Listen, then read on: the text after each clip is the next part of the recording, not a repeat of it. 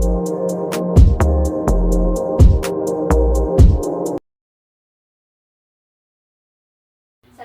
warahmatullahi wabarakatuh. Selamat pagi anak-anak. Waalaikumsalam warahmatullahi wabarakatuh. Selamat pagi, Ibu. Baik, sebelum memulai pembelajaran pada pagi hari ini, alangkah baiknya kita berdoa terlebih dahulu. Berdoa mulai. Berdoa selesai. Baik, sebelumnya Ibu akan mengabsen kalian satu persatu jika namanya dipanggil untuk bisa angkat tangan ya. Aul, Hadir, Ibu. Nur, Hadir, Ibu. Eva, Hadir, Ibu. Alzira, Hadir, Ibu. Iis, Hadir, Ibu. Rizka. Hadir, Ibu. Baik, hadir semua ya anak-anak. Sebelum masuk ke pembelajaran hari ini, Ibu mau bertanya, apakah ada yang masih ingat terkait apa itu stokiometri? Saya Ibu bisa menjawab. Ya, Aul? Itu pelajaran tentang perbandingan zat-zat dalam reaksi kimia, Ibu. Ya, terima kasih. Benar sekali ya, stokiometri merupakan ilmu kimia yang mempelajari tentang kuantitas zat yang terlibat dalam reaksi kimia. Ini mencakup perbandingan zat yang digunakan dalam reaksi dengan zat yang dihasilkan dan juga perhitungan kuantitatif reaktan dan produk dalam reaksi kimia. Untuk stokiometri kan pembelajaran di minggu yang lalu. Minggu yang sekarang kita akan membahas terkait hukum dasar kimia. Sebelum itu, bagaimana jika kita menambahkan gula pada proses pembuatan kue lebih dari takaran yang telah ditentukan? Izin menjawab, Ibu. Iya, Eva? Kuenya bisa terlalu manis atau gagal, Ibu. Ya, benar sekali. Jika kita menambahkan gula terlalu banyak, lebih dari takaran yang telah ditentukan, kue ini akan terasa lebih manis dan bisa jadi menyebabkan kue itu gagal. Nah, reaksi kimia juga begitu. Perbandingan zatnya harus pas supaya hasilnya juga sesuai. Untuk tujuan pembelajaran hari ini yaitu yang pertama menjelaskan konsep hukum Lavoisier dan Proust melalui hasil percobaan. Untuk yang kedua mengamati perubahan massa untuk membuktikan hukum kekalahan massa. Untuk yang ketiga menentukan perbandingan massa unsur dalam senyawa, suatu hukum perbandingan tetap.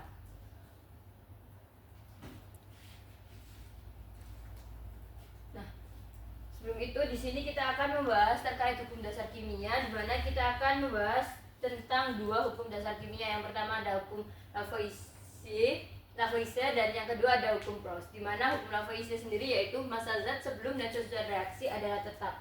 Di mana artinya yaitu materi tidak dapat diciptakan atau dihancurkan, hanya berubah bentuknya saja. Contohnya pembakaran magnesium dalam wadah tertutup. Sedangkan untuk hukum Proust sendiri yaitu perbandingan massa unsur-unsur dalam senyawa selalu tetap. Yang artinya suatu senyawa kimia selalu terdiri dari unsur-unsur yang sama dengan perbandingan massa yang tetap. Contohnya air atau H2O selalu mengandung 2G dan H untuk setiap 16G O. Nah, perhatikan video berikut ini.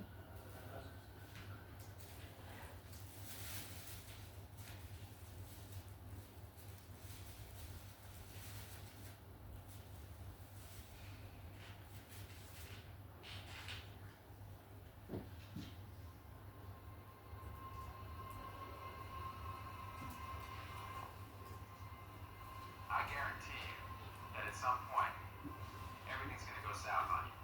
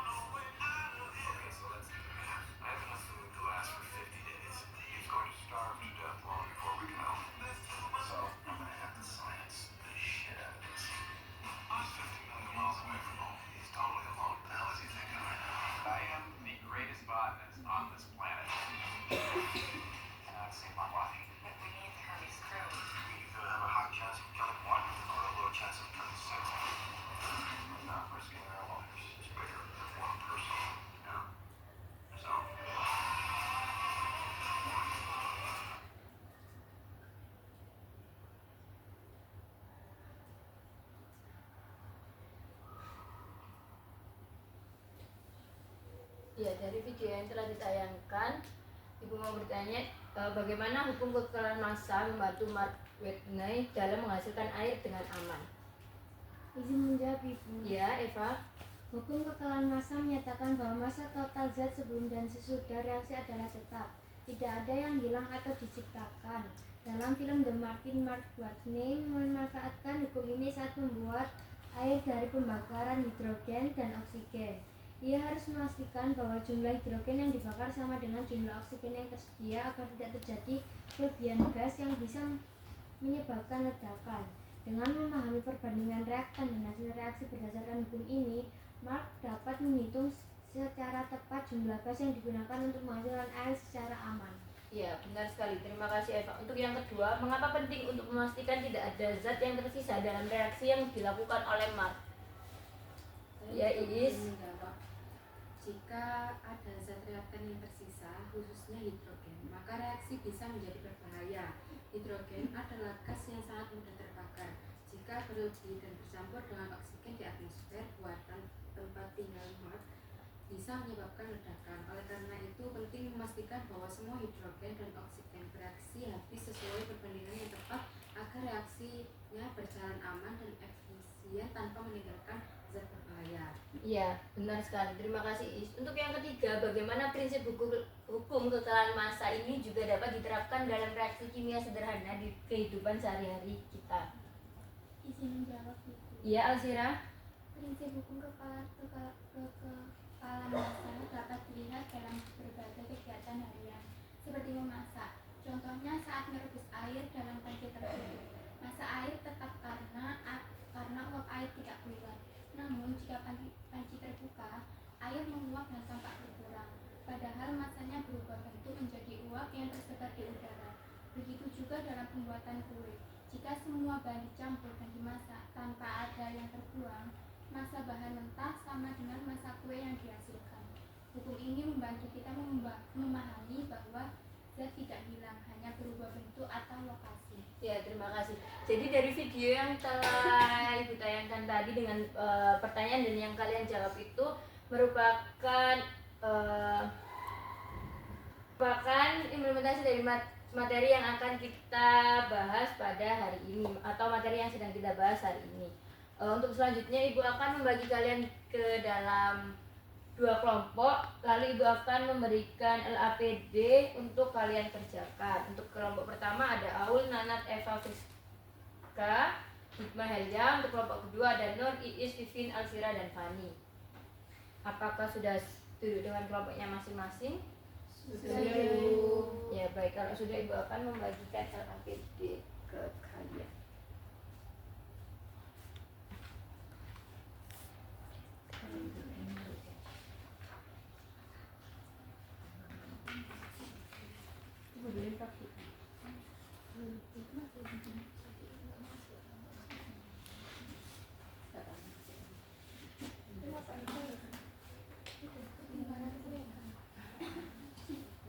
Kok bisa?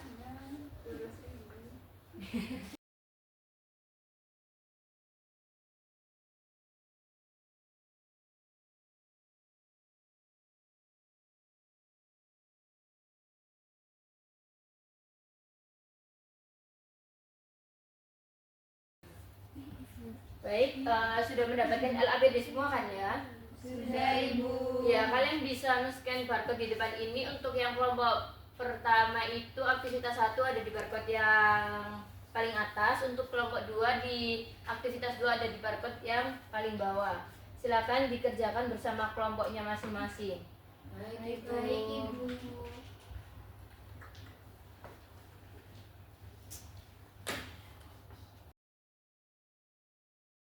Apakah ada yang ingin ditanyakan? Belum ada, Ibu. Baik, jika belum bisa dikerjakan ya, bisa dilihat videonya.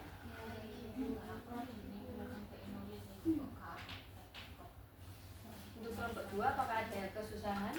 Sebelum ada Ibu. Iya, nanti kan masuk.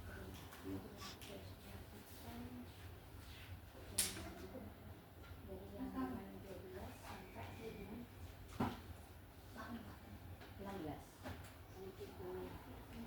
Kelompok 1 nanti kalau sudah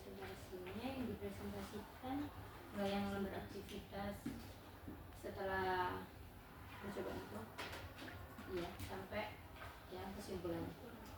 Baik Ibu.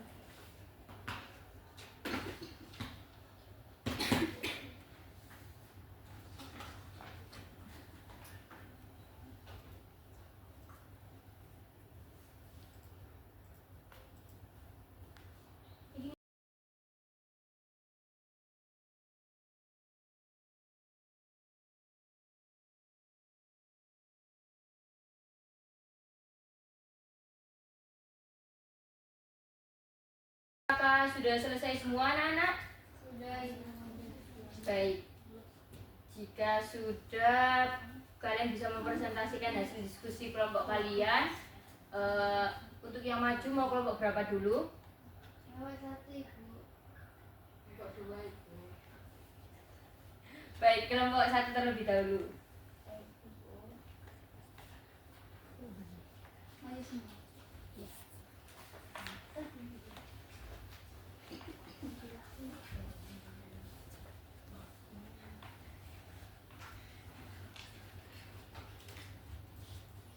Assalamualaikum warahmatullahi wabarakatuh.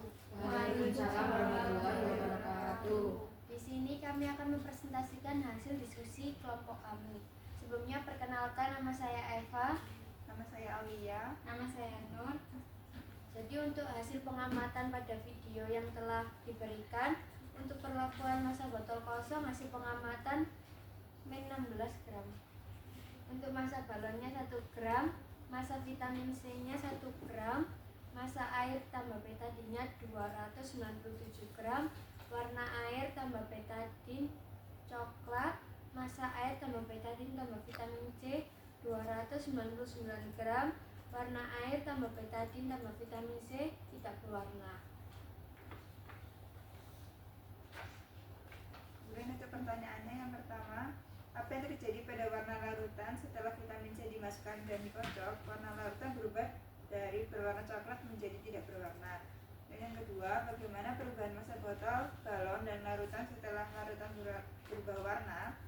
Setelah larutan berubah warna, massa gabungan botol, balon, dan larutan tetap sama seperti sebelum reaksi karena sistem tertutup dengan sempurna.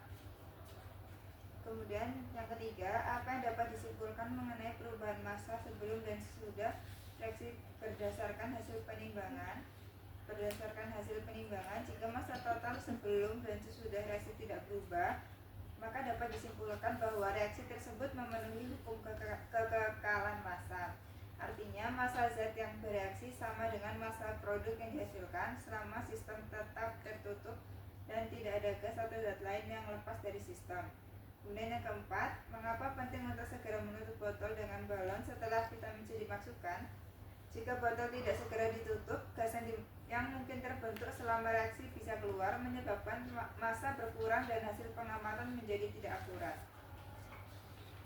Untuk kesimpulannya, berdasarkan hasil percobaan diketahui berat air yang dicampur dengan betadin sebelum ditambah vitamin C dan setelah dicampur betadin ditambah dengan vitamin C. Berat vitamin C adalah 1 gram dan ditutup dengan balon beratnya sama yaitu 299 gram. Hal ini membuktikan bahwa pada suatu reaksi kimia dalam sistem tertutup, massa zat sebelum dan sesudah reaksi adalah tetap. Ketika air yang dicampur betadin ditambah dengan vitamin C yang sebelumnya berwarna coklat menjadi tidak berwarna. Hal itu dapat terjadi karena adanya reaksi redoks. Sekian presentasi dari kelompok kami, kurang lebihnya mohon maaf. Wassalamualaikum warahmatullahi wabarakatuh.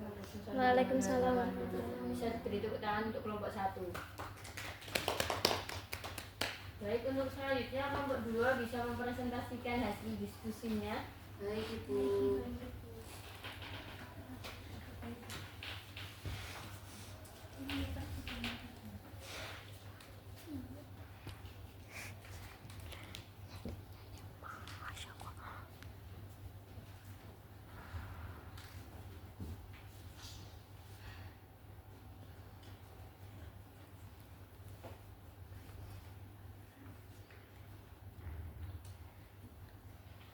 Assalamualaikum warahmatullahi wabarakatuh. Waalaikumsalam warahmatullahi wabarakatuh. Kami dari kelompok 2 akan mempresentasikan hasil diskusi kami. Sebelumnya perkenalkan, saya Friska. Saya Iis. Saya Alfira. Baik, di sini terdapat soal buatlah rumusan masalah dan hipotesis yang mendasar sesuai dengan percobaan yang kalian lakukan. Menurut sini terdapat sebuah soal yaitu buatlah rumusan masalah dan hipotesis yang mendasar sesuai dengan video percobaan yang kalian lihat. Menurut kami, rumusan masalahnya itu yang pertama, apakah hukum perbandingan tetap dapat dibuktikan melalui reaksi antara peka dan larutan NaOH. Kemudian yang kedua, apakah massa zat reaksi yang digunakan dalam percobaan memiliki perbandingan yang tetap dengan massa hasil reaksi yang terbentuk. Kemudian ada hipotesisnya. Hipotesis yang kami dapatkan yaitu jika hukum perbandingan tetap benar, maka reaksi antara peka dan NaOH akan menghasilkan produk dengan massa yang perbandingan tetap sesuai dengan massa zat reaksi yang digunakan. Kemudian di sini terdapat tabel hasil pengamatan, yaitu di sini ada peka plus NaOH sebelum reaksi, massa sebelum reaksi sebanyak 6,6 gram, massa sesudah reaksi tetap sama 6,6 gram, rasio massa juga tetap 6,6 gram. Kemudian perlakuan peka plus NaOH sesudah reaksi, massa sebelum reaksi 6,8 gram, massa sesudah reaksi 6,8 gram, massa rasio massa tetap 6,8 gram. Kemudian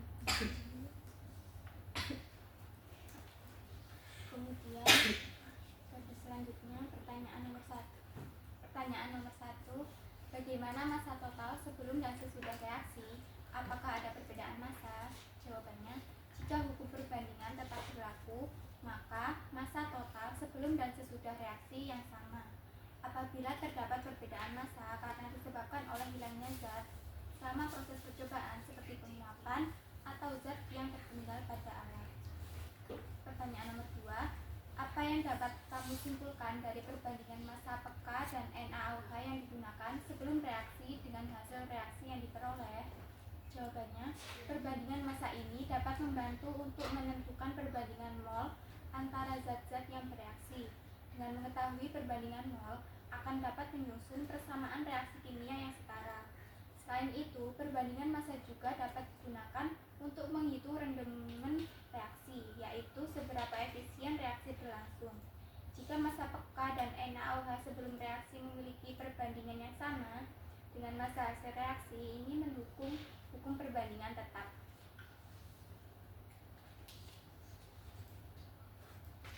Untuk pertanyaan yang nomor 3, jika massa NaOH yang digunakan ditambah 2 kali lipat, bagaimana perkiraanmu mengenai massa produk yang dihasilkan? Untuk jawabannya, menurut hukum perbandingan tetap, jika jumlah zat reaksi bertambah, massa produk juga akan meningkat secara proporsional, asalkan reaksi berlangsung sempurna dan ada cukup peka untuk bereaksi dengan NaOH yang ditambahkan. Untuk yang nomor 4, mengapa penting untuk memastikan tidak ada zat yang tertinggal di tabung reaksi setelah proses pencampuran? Jawabannya, penting untuk memastikan tidak ada zat yang tertinggal agar hasil pengukuran massa akurat. Zat yang tertinggal dapat menyebabkan perbedaan massa yang akan mempengaruhi validitas hasil percobaan dalam membuktikan hukum. Kemudian, buatlah kesimpulan berdasarkan hasil analisis data pengamatan. Pastikan kesimpulan tersebut mencakup penjelasan tentang hubungan antara data yang diamati dengan teori yang relevan. Untuk kesimpulan kelompok kami, kesimpulan dari percobaan ini yaitu massa sebelum direaksi akan tetap sama saat massa setelah direaksikan. Jadi, menurut hukum perbandingan tetap, jika massa sebelum reaksi sama dengan massa sesudah reaksi, maka bisa dikatakan percobaan berhasil dan hasil yang diperoleh sesuai dengan teori yang ada. Sekian presentasi dari kelompok kami, kurang lebihnya mohon maaf. Wassalamualaikum warahmatullahi wabarakatuh. Waalaikumsalam warahmatullahi wabarakatuh. Beri tepuk tangan untuk kelompok 2. Ya, baik anak-anak, kalian telah melakukan diskusi kelompok dan mempresentasikannya. Lalu untuk selanjutnya yaitu scan kode di samping ini untuk mengerjakan, di dalamnya ada terdapat soal untuk menjadi bahan evaluasi kalian sejauh mana kalian memahami pembelajaran hari ini. Ibu kasih waktu 5 menit untuk mengerjakannya. Baik, Ibu.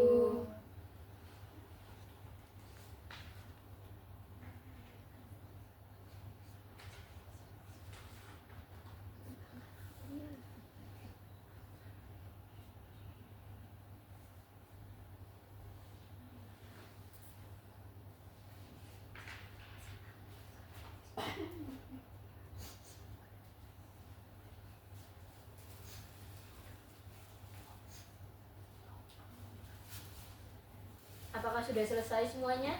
Sudah, Ibu. Baik, jika sudah selesai, Ibu minta ke salah satu dari kalian untuk menyimpulkan pembelajaran hari ini. Saya, Ibu. Ya, Iis. Jadi hari ini kita sudah belajar mengenai bahwa massa zat tidak hilang begitu saja dan unsur dalam senyawa selalu berikatan dengan perbandingan tetap, Ibu. Baik, terima kasih Iis. Apakah masih ada yang dibingungkan dari kalian? Tidak ada, Ibu. Baik, jika tidak ada, Ibu akhiri pembelajaran pada pagi hari ini. Sebelum itu, marilah kita berdoa terlebih dahulu. Berdoa dimulai. Berdoa selesai. Baik, Ibu akhiri. Sebelum itu, jangan lupa untuk belajar tentang materi selanjutnya untuk pertemuan minggu depan. Terima kasih untuk pembelajaran hari ini. Ibu akhiri. Wassalamualaikum warahmatullahi wabarakatuh.